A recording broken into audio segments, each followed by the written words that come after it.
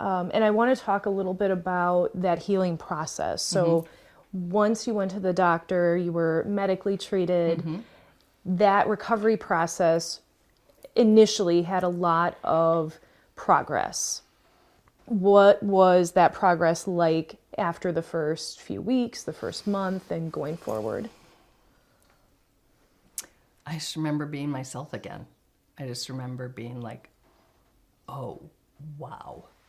Just not like, I was going to say cheerleader self, not that I was ever that, but, to have a little hope, a little light, a little skip in your step. I mean, those all sound like such old lady things to say, but to just be me again, to just feel like, oh my Lord, what was that? What was that? And it's gone now, like gone. It felt gone. Do I still get it? There's that, dun, dun, I say when I hear the Jaws music, I'm looking over my shoulder. It's like, I know that sometimes it's nipping at my heels. I can tell when, I start to get close to the edge that slides into the pit. I haven't gone back into the pit since then, deeply.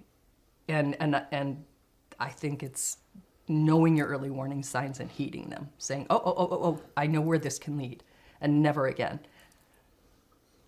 Going back to that, I just remembered another key thing, and I might not have noticed it in the same way when I said being a mother and wife and having a family and a job and all that. I may have been so distracted I didn't. And sometimes the things going on in your life are pretty devastating. And so it's hard to know if you have just lost your job or lost someone you love or lost something you loved or been betrayed on the deepest levels. You feel terrible. Did you have any of those events? Yeah, I did.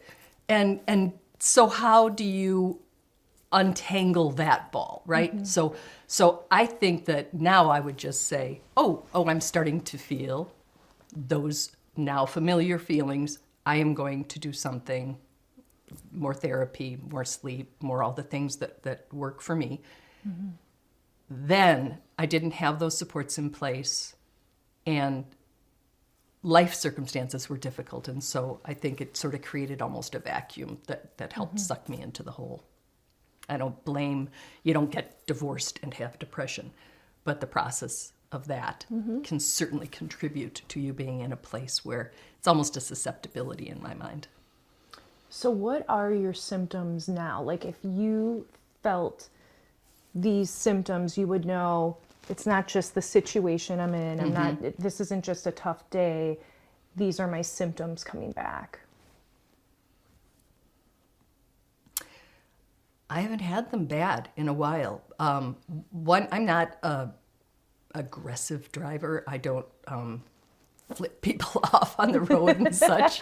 But when I start to feel like I just might, I know that that's one of them, because I think irritability can be a sign of depression. It's not my primary one. Mine is just numbness. But I'm aware of it, and I think, what is what? Who are you? What did you just I'm honking my horn at someone, and I'm not that person. I leave enough time to get where I'm going that I don't have to be that person. So when I see that I'm doing that, I think, okay, again, what do we look for? We look for different. We don't have to know the 20 symptoms and signs of depression. That's different for me. So anytime I am different, if I were tearful, not one of my symptoms, but if I were, I'd be like, oh, that's really different. That's a change. I need to be paying attention to that. So the numbness, the irritation. Oh, my numbness, that is my primary. It is just that being like on the other side of a camera, looking at my life as opposed to being the main character in it. So like not being present? Absolutely. Okay. Not being connected, yeah. Okay. So now, how do you feel your worth?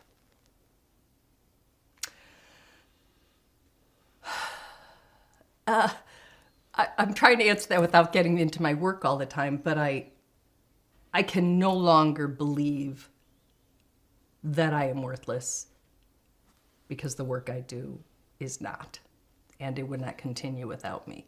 And that is one of the key things that is a protective factor, a sense of purpose.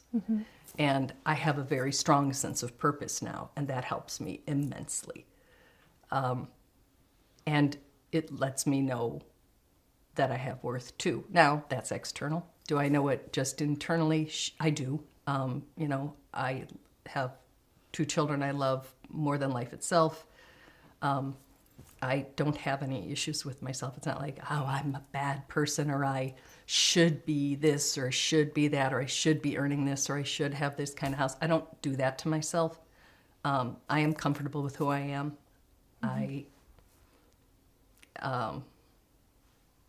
If I was going to say selling myself, but that just sounds like not at all what I mean to say.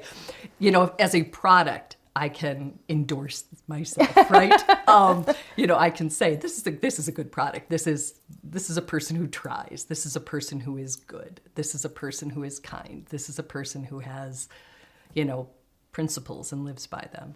I wasn't thinking on that level during depression. None of those things went away. None of those things were untrue. Right. They were still there. That but was I wasn't always able a to part access. of you. It's that same, the thing you Right. said before about being disconnected, right? You can't access Yeah. your sense of worth. It's not like, stop telling me that, you know, anhedonia is such a great sounding word, but it means, you know, the inability to experience joy. And I'm always like, joy? Could we set the bar a little higher? Joy on a good day? Do I experience joy? I mean, how about can't experience like just okay? Can't experience acceptable, you know? It's like, it's not joy we can't experience. I could live my whole life without experiencing joy. But I want to experience something, you know? And I want it to be, you know, on the positive side of some scale. Doesn't have to be joy.